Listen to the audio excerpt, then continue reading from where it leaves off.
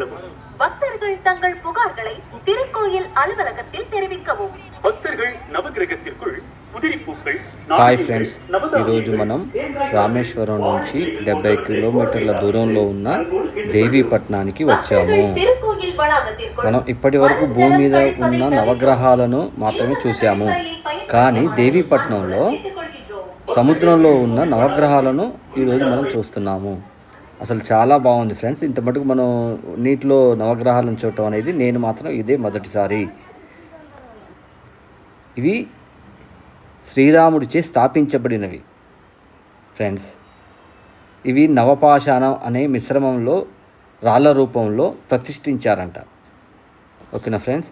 ఇప్పుడు ఇక్కడ ఏంటంటే నవధాన్యాలతో నవగ్రహాలకు పూజలు చేస్తే మనకున్న దోషాలు కానీ ప్రతికూల ప్రభావం తగ్గుతుందని భావిస్తుంటారు.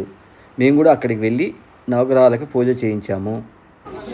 మీరు కూడా ఒకసారి విజిట్ చేయండి, చాలా బాగుంది. సముద్రం ఒడ్డున ఉంటుంది.